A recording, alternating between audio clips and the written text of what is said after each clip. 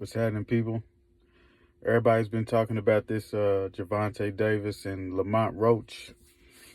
And I don't know, I just came to this conclusion and I was just thinking, y'all got to walk with me here, okay? I'm telling you, this was all planned out. Walk with me. So, Canelo signing the PBC was like something crazy. It was like, dang. So, Canelo signed the PBC.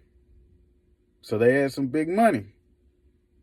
I think now you got Gervonta and him kind of bumping heads for being the face of boxing and who gets the pay-per-view money, such and such. So Canelo faced Charlo and all that, we were going on. And then I believe it was a 3-4 fight deal. He skate over trying to do some Jake Paul stuff, like for a quick 24 hours. Now, just really thinking about PBC, for all my people out there to really know the organizations, you know what I'm saying? Like, who else do they got? Except for Canelo, Gervonta. That's like really bringing, you got Benavidez too, but he was over at some turkey fights too. So you just got to walk with me. So Gervonta was calling out Shakur and Lomachenko and different names that would bring the bigger crowds. It's pay-per-view worthy. Now, you got to think, if you're in an Oval Office, what can we do? We know they don't really want to pay for this fight. And on top of that, Turkey got them in a chokehold because his fights is like $30 and the undercard be crazy. And this is $80 for Gervonta Davis. And the undercard is just a bunch of preschool kids and daycare kids and stuff fighting. So how can we sell this? Now, they was cool till Canelo went to Turkey and signed. He cut out Jake Paul. He was on that balcony, whatever, cussing and talking, doing all that, whatever he was saying. And he's with the Turkey thing, right?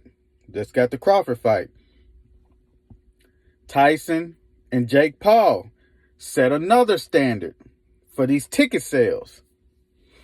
It's peep game. And I think only people just need a Netflix, right? Just to get that. So still, we coming up to PBC paying $80. So we don't have Canelo. We just got Gervonta. How can we milk this cow? And I'm thinking he's having temper tantrums and, but really, behind the scenes, they telling him, I need you to throw this fight. I don't want you punching hard. It's the same contractual agreements that Tyson and Jake Paul had. Like, everything was scripted. Everything. Because you got to think, this draw is going to make it cool to pay $80 again. Because we want to see that scripted fight again. Because, see, and then going through the, Gervonta has a problem with being too honest. Which is, actually, it's not a problem. My bad. But he got this thing about being too honest. And when he was putting up them screenshots, fight is canceled, he's ready to retire, he's coming to the workouts, exercise by himself. People behind the scenes that knew about this plan and this script, they wasn't with that because they love boxing. I believe Coach Calvin, I love that man, but it's like this. He caught like a little case or something. So I'm thinking maybe it's something dealing with the case. He can't be at the workout, can't be at the press conference. But he was there. He was there behind the scenes. A lot of people were saying he wasn't there, but he was at some of them conferences. Then when he came to the media workout, and he just got in the ring and just left, and like, they just love boxing and they honest. They honest. They just love boxing. They didn't want to feed into this, because the reason why I'm saying this, Lamont Roach got 2 draws. No. He got draws. Dang. He got drawn fights on his record. 2 of them, including Gervonta. I believe the first one, it was a nobody with it. Orlando Cruz, something like that. How come he didn't push that hard to rematch him? They never fought again. They just drew the fight, move on. And then I was looking at the fight, man. Really go back and watch. Like, Gervonta ain't even punching him that hard. And they trying to say they childhood friends. And once you got a blemish on your record, when he took that, I believe his name is Jamel Herring, when he took that blemish on his record, like, if you a boxer, for instance, the guy that Shakur Stevenson fought, he was an electrician, worked full-time, and he did this boxing on the side. Like, because boxing, they ain't really got no money. Like, remember, we didn't know who Lamont Roach was before this. So when it comes to making a bag or putting one together and sculpting one, he's with it. Because I got kids to feed. I got families to feed. Blah, blah, blah. And then they talking about Gervonta might have called out Jake Paul.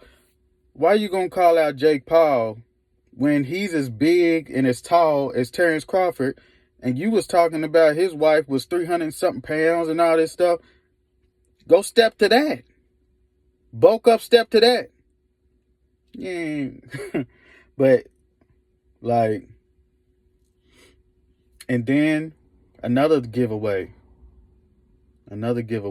He was like, and I really thought he took this in a negative way till I thought about it. Him and Lamont is childhood friends. He genuinely said, I thought it was like, he said, dang, you brought your mother? Nah, I ain't even gonna disrespect her. I was like, what is that? I'm thinking, I forgot what fight that was. He was telling them to keep his family at home. I think it was Raleigh, maybe. But this one was different. This one was like, we go back. I don't even want to disrespect your mama like that for this little script that we got to do. Like, you really brought her to see this mess? Peep game, man.